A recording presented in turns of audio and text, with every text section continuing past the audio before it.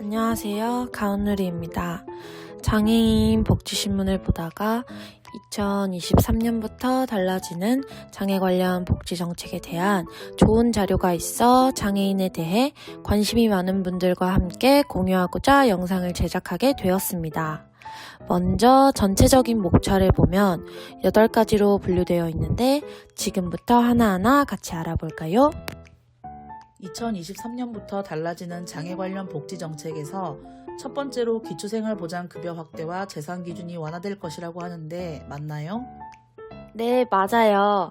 2023년 기준 중위소득 맞춤형 급여 시행 이후 생계급여액이 4인 가구 기준 154만원에서 162만원으로 인상되고 생계의료급여 수급자 구분 방식을 3급지에서 4급지로 개편하면서 기본재산 공제액과 주거용 재산 한도액 기준 등이 완화된다고 해요. 그럼 생계급여액이 인상되고 생계의료급여 수급자 구분 방식을 개편하면서 기본재산 공제액과 주거용 재산 한도액 기준 등이 완화된다는 거네요? 네, 맞아요. 정확히 이해하셨네요. 그럼 두 번째로 긴급복지지원 생계지원금 단가 인상에 대해 자세하게 설명해 주실 수 있나요? 물론이죠. 저소득층에 대한 지원을 강화하기 위해 긴급복지지원 생계지원금 단가를 인상하고 4인 가구 기준 5.47% 인상된 생계지원금을 지급하여 2022년 7월 1일부터 시행된 주거용 재산공제 및 생활준비금의 공제율에 인상된 기준을 지속적으로 시행한다고 해요. 긴급복지지원 생계지원금의 단가와 주거용 재산공제 및 생활준비금의 공제율이 인상됨에 따라 저소득층에 대한 지원이 강화된다는 거네요. 그럼 세 번째로 장애수당의 단가가 인상된다고 하는데 얼만큼인지 세부적으로 설명해 주실 수 있나요? 장애수당 단가가 50% 인상됨에 따라 재가 월 6만원, 시설 월 3만원으로 오르고 장애인 복지법 시행규칙 개정에 따라 주소지에 관계없이 모든 면, 동에서 장애아동 수당 신청이 가능하게 됨에 따라 신청자의 편의가 증진되었어요. 그럼 장애수당 단가가 약 8년 만에 오르는 셈이네요. 게다가 주소지에 관계없이 모든 면, 동에서 장애아동 수당 신청이 가능하게 되었네요. 네 번째로 65세 미만의 노인성 질환을 가진 장애인의 활동 지원 신청이 허용된다면서요? 65세 미만 노인성 질환으로 장기요양급여를 이용하는 장애인도 활동지원급여를 신청할 수 있고 장기요양급여에 더해 활동지원급여를 추가로 이용하는 방식으로 대상자를 13만 명에서 14만 명으로 확대해 활동지원을 보다 촘촘하게 제공할 것이라고 밝혔습니다. 해당 조항을 개정해서 65세 미만 노인성 질환으로 장기 요양급여를 이용하는 장애인도 활동지원급여를 신청할 수 있다고 하니 앞으로 많은 분들이 이용할 수 있을 것으로 기대되네요. 다음으로 재난적 의료비 지원의 기준에 변화가 생겼다던데 어떤 부분인가요? 기존 외래 6대 증증 질환 지원에서 모든 질환으로 지원 대상이 확대되고 기존 연간 3천만 원에서 5천만 원으로 한도가 인상됩니다.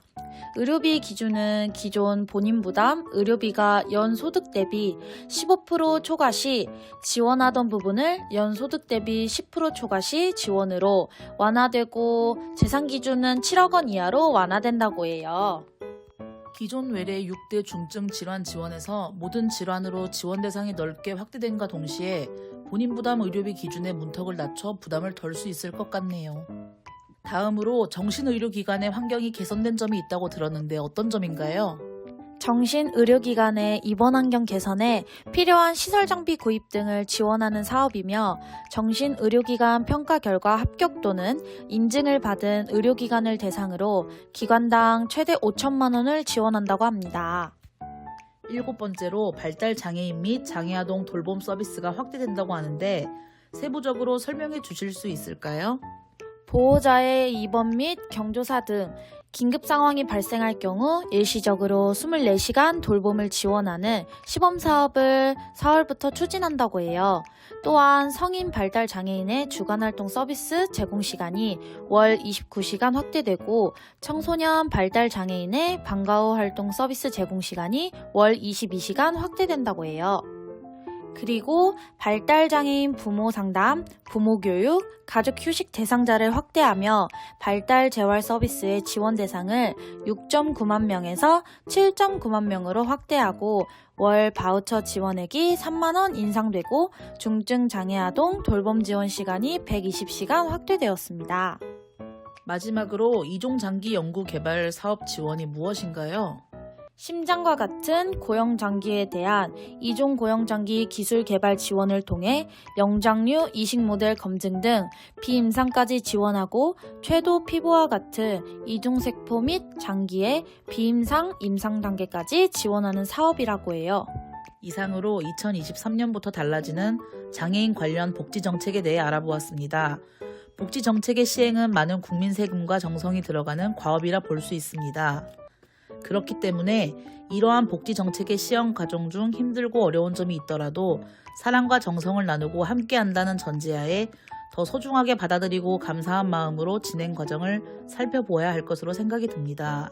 대전시와 대전광역시 버스운송사업조합에는 교통약자 및 출퇴근 이용객 편의를 위해 BI 노선 2층 전기 저상버스 도입 운행을 22년 11월 14일부터 시행하고 있고 조규홍 보건복지부 장관은 미래의 도약을 위한 든든한 복지국가로 나아가는 길에 언제나 국민들과 따뜻하게 동행하겠다고 했습니다. 이처럼 장애인들과 비장애인들이 따뜻하게 같이 동행해가는 멋진 그림을 그릴 수 있는 개묘년 토끼해가 되었으면 좋겠습니다.